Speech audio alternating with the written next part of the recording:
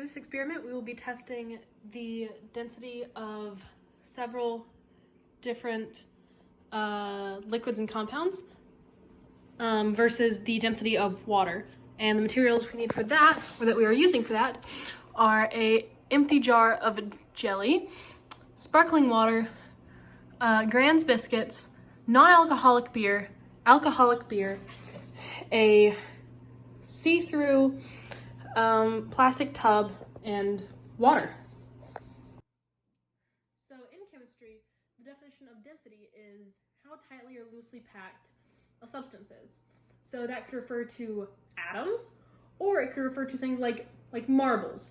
So for instance, a bag half full of marbles would be less dense than a bag completely full of marbles because there's more mass in the volume. It's a measure of mass versus volume. All right.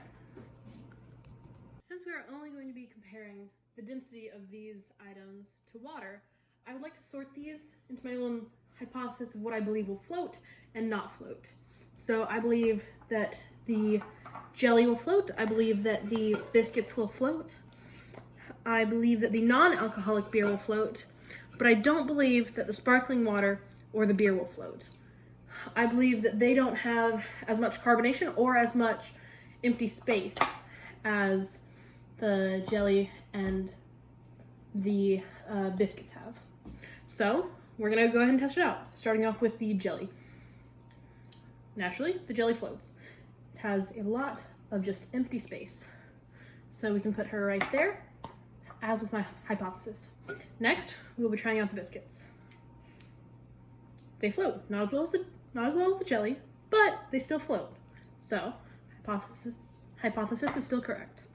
Next is the non-alcoholic beer. Oh, it floats a little, but it does not want to float. It mostly sinks. It sinks.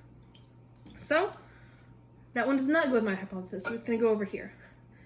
Next is the sparkling water, which I don't believe it will float. I was wrong. It floats. Not as well as the jelly still, but still floats. So, and then finally we've got the alcoholic beer, which I did not think will float. I was right. Somewhat. I was wrong. I was wrong. I conclude that I was wrong. It sunk to the bottom at first, but then rose back up. So, you can go over here. So, our altered order of items that float versus don't float is right here.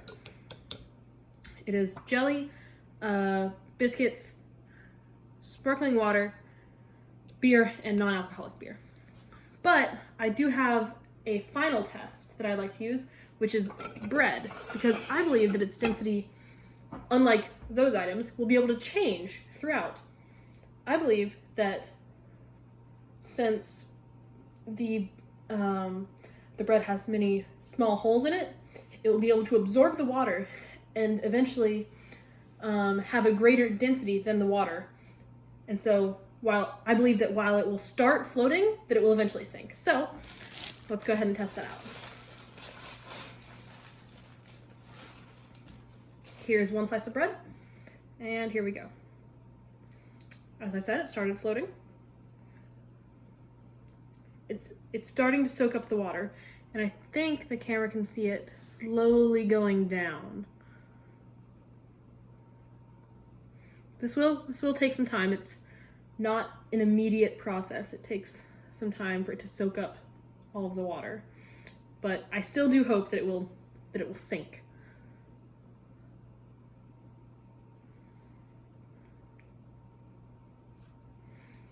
Let me try placing it in the water again now that it's wet, so that it doesn't have, oh, nope, it still floats. All right, so there are still very small air bubbles trapped inside of the bread, it seems, that allow it to float, which is not what I expected. That does not match my hypothesis. So that means that either bread itself is less dense than water, or the actual bread, not the holes in the bread, are denser than water, or less dense than water, so they would float up. or that means that there are much smaller holes in the bread than I anticipated, so it will stay floating with those little trapped air bubbles.